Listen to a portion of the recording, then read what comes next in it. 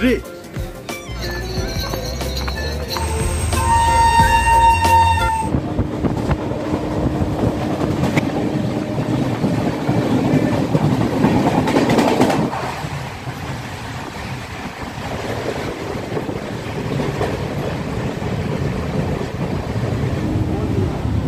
খালি ভয় ঢেকে ফেলছে।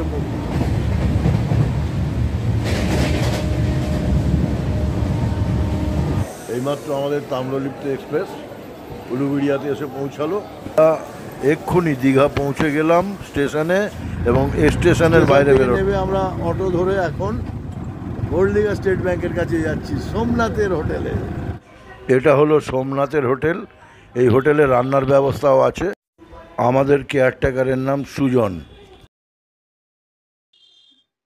এই হচ্ছে দীঘার সৌন্দর্য। সন্ধ্যেবেলায় ওল্ড দীঘায় না এলে আপনি বুঝতেই পারবেন না দীঘাকে কত সুন্দরভাবে সুন্দরী করে তোলা হয়েছে। আজকে নানা রকম গয়নাগাটি পরানো হয়েছে দীঘাকে, পুরনো দীঘাকে বিশেষ করে। আপনারা দেখতে পাচ্ছেন, যদিও আমি ভয়েস ওভার করে সমস্ত সংক্ষিপ্ত কথাগুলোকে বলছি, তো আপনারা দেখতে পাচ্ছেন আই লাভ ইউ দীঘা। আপনি পশ্চিমবাংলার যে কোনো টুরিস্ট স্পটে গিয়ে দেখতে পাবেন যে I love you Darjeeling, I love you Mirik, I love you Kurseong, I love you Sikkim, এই ধরনের সমস্ত কিছু দেওয়া হয়েছে। তো আমরা লক্ষ্য করছি দীঘাতেও বিশ্ব বাংলার একটা সিম্বল এখানে রাখা হয়েছে বিশ্ব বাংলাকে সম্মানিত করার জন্য। এর নাম হচ্ছে টপু। এর টোটো করে আমরা সারা দীঘাকে ঘুরে বেড়িয়েছি। এখন আমরা যাচ্ছি উদয়পুরে, যেটাকে ভারতবর্ষের দ্বিতীয় গোয়া বলা হয়। এই মুহূর্তে উদয়পুর বিচে এসে পৌঁছালাম। এটা দীঘার ঝাউবন অঞ্চল, এদিকটা পশ্চিমবাংলা। আর ওই দিকে যে টেন্টগুলো দেখা যাচ্ছে, বিভিন্ন রঙিন টেন্ট, সেই টেন্টের উল্টো দিকে পাশে উড়িষ্যা। তো জোয়ারের মধ্যেই অনেকে চান করছে। দেখুন, সামিয়ানা খাটানো আছে, সেই সামিয়ানার তলাতে ঢেউ এনজয় করছে। তার কাঁকড়া ভাজা দিয়ে বিয়ার খাওয়া চলছে, পমফ্রেট ভাজা দিয়ে বিয়ার চলছে। নিচে একটা রাস্তা আছে, তো সেই রাস্তা ধরে আমি এগিয়ে যাচ্ছি। এদিকে সমুদ্র, তার মাঝখানে দোকান, বেঞ্চি পেতে বিয়ারের ফোয়ারা উঠছে, মদের ফোয়ারা চলছে।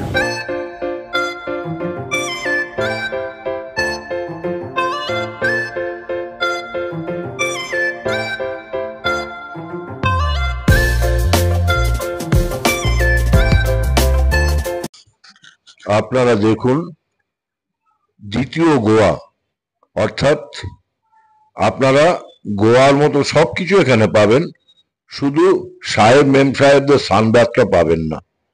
একদিকে যেমন সমুদ্র উদয়পুরে, আর একদিকে দেখুন দেখা যাচ্ছে ঝাউবন। এই ঝাউবনের আঙিনাতে বসে কত রোমান্স, কত কিছু চলতে থাকে আপনারা ভাবতে পারবেন। তীরে তমালের ঘন ছায়া আঙিনাতে, এই ঝাউবনের তলায় যে আছে অপেক্ষা করে, তার পরনে ঢাকাই শাড়ি, কপালে সিঁদুর। এই হচ্ছে উদয়পুর। উদয়পুরের সমুদ্রে এখন হাই টাইড চলছে, অর্থাৎ পূর্ণ জোয়ার। যে জোয়ারে বালিয়াড়ি বীচ হারিয়ে গেছে, যে জোয়ারে বালির বীচ দেখা যাচ্ছে না, সেইখানে গুটি কতক ছোট ছোট ছেলে মেয়েরা উপস্থিত হয়েছে একটু উদয়পুরের মজাকে অনুভব করবার জন্য, মস্তি করার জন্য। আমরা দেখতে পাচ্ছি এখানে মহিলা পুরুষ সবাই সমান তালে আনন্দটাকে সুন্দরভাবে উপভোগ করে চলেছে।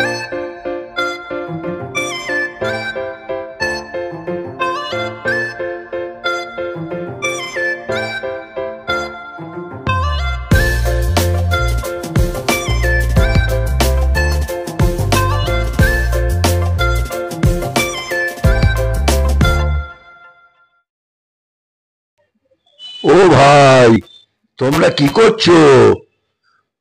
বাহ, এ তো বিয়ারের বোতল হাতে ধরে বসে আছে। ও দাদা, ও ভাই, কি মস্তিতে চিংড়ি মাছ, কি মস্তিতে খাচ্ছে মাছ ভাজা, দেখুন কি মস্তিতে কাঁকড়া ভাজা খাচ্ছে। আবার টাটা করছো। কি সুন্দর চেক জামা পরা ছেলেটা, মাছ খেয়েই যাচ্ছে, খাওয়ার প্রস্তুতি নিচ্ছে।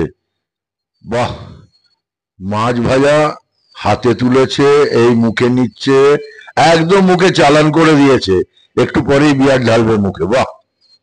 এই যে ছোট ছোট ভাইগুলোকে দেখতে পাচ্ছেন, হাফ প্যান্ট পরে খালি গায়ে বসে বেশ ভালোভাবে আনন্দ করছে। তারা এখন প্রস্তুত আছে, একটু পরেই তারা জল নেমে গেলে, মানে একটু ভাটার দিকে সমুদ্রের জল যখন টান ধরবে, তখন তারা সমুদ্রে ঝাঁপিয়ে পড়বে। তার আগে কি করতে হবে? তার আগে একটুখানি পান করে নিতে হবে, তার আগে একটুখানি মাছ ভাজা খেতে হবে, খেয়ে একদম পুরো মস্তি করে তারপরে সমুদ্রে ঝাঁপাবে, সমুদ্রে ভাইরা চান করবে। দেখুন কিরমভাবে তাকিয়ে আছে, মনে হচ্ছে অলরেডি বিয়ার খাওয়া এদের হয়ে গেছে। এই ভাইটাকে দেখে মনে হচ্ছে আমি বিদ্রোহীর রণক্রান্ত, আমি সেই দিন হব শান্ত। তোমাদের জোয়ারের সময় তো নাবতে দেওয়া হবে না ভাই। ভাই তোমরা কিছু মনে করো না, তোমাদের নিয়ে একটু আমি জাস্ট জোকস করলাম। চেয়ার টেবিল পাতা হয়েছে, খাওয়া দাওয়া চলবে এখানে, মদের পড়া চলবে, কাঁকড়া ভাজা চলবে, ভেটকি ভাজা চলবে, পমফ্রেট ভাজা চলবে। বা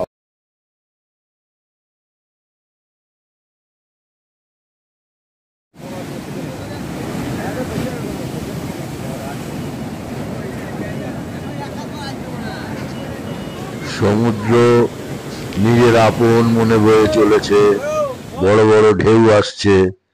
আর এখানে একটা ছোট বাচ্চাকেও আমরা দেখতে পাচ্ছি, তার মায়ের সাথে এসেছে। সবাই তো দেখছি হাত চেটে পুটে খাচ্ছে, কি খাচ্ছে কে জানে, খুব আনন্দ করছে। অপরূপ সুন্দরী দীঘা কে উপভোগ করছে কত সুন্দরভাবে। আপনারা খালি দেখতে থাকুন, আমি আস্তে আস্তে জলের দিকে এগিয়ে যাচ্ছি। আমি একদম হাঁটতে হাঁটতে সমুদ্রের সাথে তলিয়ে যাব শ্রী চৈতন্য মহাপ্রভুর মতন। আপনারা দেখতে থাকুন আমি কিভাবে সমুদ্রে আস্তে আস্তে ঢুকে যাচ্ছি।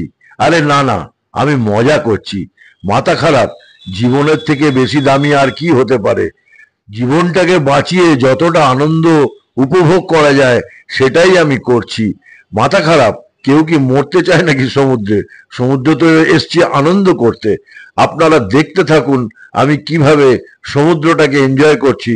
সমুদ্রের জল এসে আমার পা ছুঁয়ে বেরিয়ে যাচ্ছে। আমার যে সে কি আনন্দ, সে কি উত্তেজনা, সে কি মানে আমার যে সমুদ্রের প্রতি ভালোবাসা, আমি সেটা ভালোভাবে উপলব্ধি করতে পারছি। সমুদ্র আমাকে ডাকছে, কিন্তু আমি সমুদ্রের মাঝে যেতে পারছি না। কি করে যাব? সমুদ্রের মাঝে তো যাওয়া সম্ভব না। তাই সমুদ্রের পাড়ে দাঁড়িয়ে সমুদ্রের জল আমাকে ধুয়ে দিয়ে যাচ্ছে, আমার জামা প্যান্ট ভিজিয়ে। এই উত্তাল সমুদ্রের প্রতি আমি আকৃষ্ট, এই উত্তাল সমুদ্রকে আমি ভালোবেসেছি, এই উত্তাল সমুদ্র আমাকে ডাকছে, আমি ঝাঁপ দিতে চাই। নাম কি? আমার নাম স্বাধীন বেরা। হ্যাঁ, স্বাধীন বেরা। স্বাধীন বেরা। টুপি তোল, টুপি তুলে কথা বল। কি করিস? এখানে লোক দেখে। আরে মুখ তুলে কথা বল, কি করিস? লোক দেখে। হ্যাঁ, লোক দেখে। লোক ডাকিস? কেন লোক ডাকিস? মাছ ফাছ খাবে। কি করবে? মাছ ফাছ। মাছ ভাজা খাবে, তাই তো? বিয়ারও খাবে। আচ্ছা, এগুলো তোরা সাপ্লাই করিস, তাই? বাবা, তুই তো এক্সপার্ট ছেলে রে। পড়াশোনা করিস না? হ্যাঁ। করিস? স্কুলে যাস কখন? আজকে ছুটি আছে। হ্যাঁ, আজকে দিবসের ছুটি আছে। আজকে ছুটি আছে। বাহ। আমি এখন পৌঁছে গেলাম দীঘার ঝাউবনের মধ্যে, মানে উদয়পুর সমুদ্রের উল্টো দিকে যে ঝাউবন, সেই ঝাউবনের মাঝে আমি দাঁড়িয়ে আছি। ঝাউবনকে দেখে মনে হচ্ছে যেন এই ঝাউবনের মধ্যে আমি হারিয়ে যাই, সেই পুরোনো দিনে ফিরে যাই। আমার প্রিয়তমার সাথে যদি দেখা হতো, আমি এই ঝাউবনে দুজনে মিলে হারিয়ে যেতাম। সূর্য এখন মধ্য গগনে, ঝাউবনের মাঝখান থেকে সূর্যি মামা উঁকি দিচ্ছে। আর একদিকে সমুদ্রের গর্জন, হু হু করে মনের ভেতরটা ডাকছে, যেন এক্ষুনি সমুদ্রে গিয়ে চান করতে নেমে পড়ি।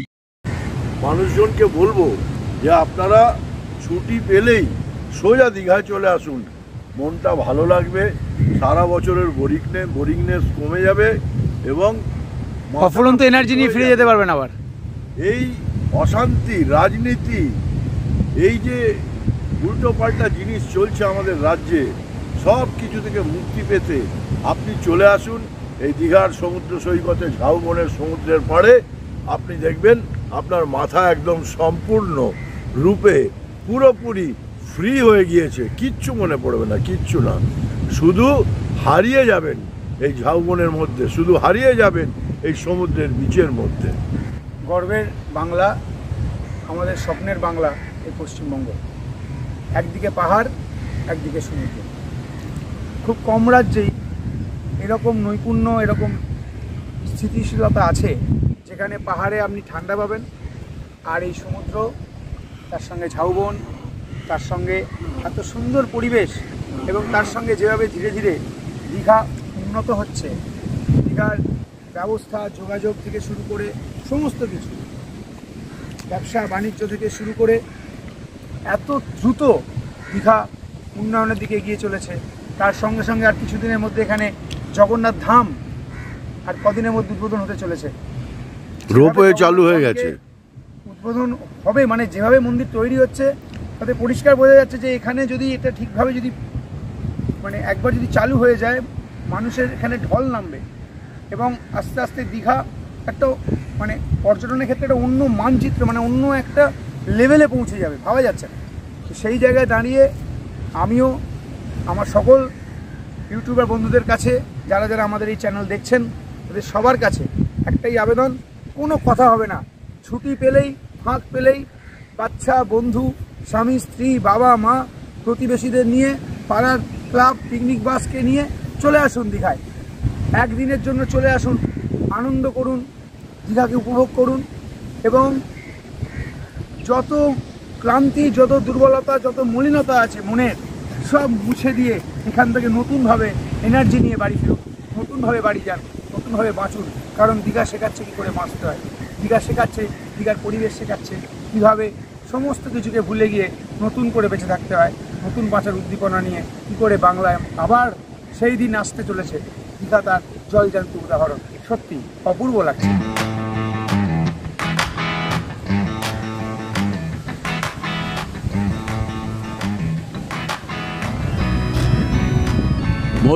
ঝাউবনের মাঝখান থেকে সূর্য মামাকে দেখা যাচ্ছে, আবার ঝাউবনের ফাঁক দিয়ে সমুদ্রকে দেখা যাচ্ছে।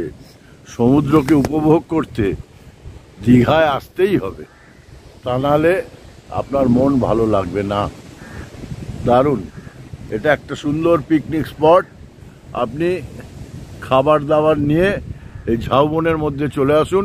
এই ঝাউবনে আপনি পিকনিক করতে পারেন আপনার গ্রুপকে নিয়ে। দেখুন, এখানে বসে সমুদ্রের অপরূপ দৃশ্য আপনারা এখান থেকে অনুভব করতে পারবেন। কি নেই দীঘায়? সমুদ্র আছে, ঝাউবন আছে, আর আছে হেলিকপ্টার। হেলিকপ্টারে আপনি আসতে পারবেন, ট্রেনে আসতে পারবেন, বাসে আসতে পারবেন। চিন্তা করতে পারছেন? এখানে রোপওয়ে আছে, এখানে আপনার টয় ট্রেন আছে, এখানে পার্ক আছে, এখানে সায়েন্স সিটি আছে, বিচিত্রপুর আছে, বহু জায়গা আছে যেখানে আপনি ঘুরে বেড়াতে পারবেন অনায়াসে এবং আপনার সাথী সঙ্গীদের নিয়ে এসে সম্পূর্ণভাবে সুন্দরী দীঘাকে দেখে আপনি আনন্দ উপভোগ করতে পারবেন। আপনার সারাদিনের টেনশন, আপনার সারাদিনের ক্লান্তি কেটে যাবে। দেখতে দেখতে কখন যে ক্লান্ত হয়ে যাবেন আপনি বুঝতেও পারবেন না। দীঘায় আজকে সমুদ্রের পাড়ে আমরা ঘুরে বেড়াচ্ছি। ওল্ড দীঘায় সন্ধ্যেবেলায় যদি আপনি না আসেন, আপনি বুঝতে পারবেন না এই দীঘাকে কত সুন্দরভাবে সাজিয়েছে। এই যে বলা হয় যে দীঘা মানে একটা গোয়ার মতন, গোয়াকে নকল করে দীঘার উন্নয়নকে এগিয়ে নিয়ে যাওয়া হচ্ছে। আরো অনেক উন্নয়ন বাকি আমরা জানি। সমুদ্রের তীরে বসে, বিচের ওপরে বসে কার না ভালো লাগে এক দৃষ্টে মেঘলা আকাশ, উত্তাল সমুদ্রের দিকে তাকিয়ে থাকতে? আপনারা বলুন তো, দেখছেন কিভাবে এখানে মানুষজন সমুদ্রের পাড়ে এসে বসে আনন্দটাকে উপভোগ করছে এবং একে অপরের সাথে সেই আনন্দটাকে ভাগ করে নিচ্ছে। আমরা চাই দীঘা আরো উন্নত হোক, আমাদের জগন্নাথ দেবের মন্দিরটা তাড়াতাড়ি এখানে শুরু হয়ে যাক।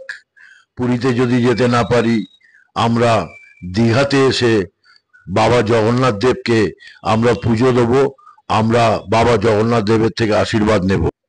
আপনারা দেখতে পাচ্ছেন পুরীর জগন্নাথ দেবের মন্দির খুব শিগগিরই চালু হয়ে যে যাবে। পুরীর জগন্নাথ দেবের মন্দিরের আদলে এই দীঘাতেও একটি শ্রী শ্রী জগন্নাথ দেবের মন্দির প্রতিষ্ঠা হচ্ছে।